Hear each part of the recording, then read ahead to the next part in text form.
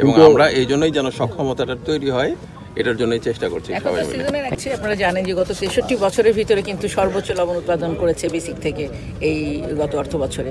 তো আমাদের চেষ্টা আছে পলিথিন পদ্ধতি আপনারা দেখছেন যেটা উন্নত প্রযুক্তির দিকে আমরা যাচ্ছি, আর আমরা পাশেই এখানে লবণ ইনস্টিটিউট করার আমাদের একটা পরিকল্পনা আছে, যেটা চাষিদের ডিমান্ড যে গুণগত বা মিল মালিকদেরও ডিমান্ড যে গুণগত মানসম্পন্ন যদি লবণ উৎপাদন হয় তাহলে তারাও দাম বেশি দেবে। এখানে চাষিদের মেইন সমস্যা তারা দাম পাচ্ছে না, কোয়ালিটি লবণ যদি উৎপন্ন হয় এই কারণে প্রসেসগুলোকে আমরা উন্নত করার চেষ্টা করছি।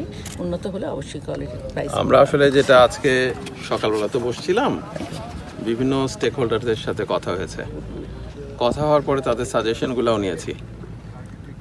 যারা লিখিত দিতে চান ডিসি সাহেবের কাছে দিয়ে দিবেন, আমরা ওইটা নিয়ে আলোচনা করব।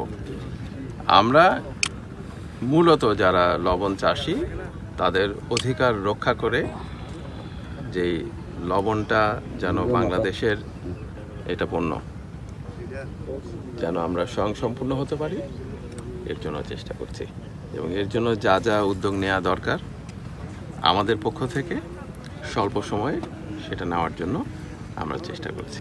আমরা এটা নিয়ে বসে বলা আছে লবণ উপদেষ্টা বোর্ডের কথা, স্যার লবণ নীতিতে বলা আছে আমাদের ওই কমিটি মিটিংগুলো যদি হয় তাহলে কিন্তু বোর্ডের কথা আমরা যা কিছু করা সম্ভব লবণ চাষিদের এবং দেশের এই লবণ শিল্পের জন্য আমরা কাজ শুরু করে দিব।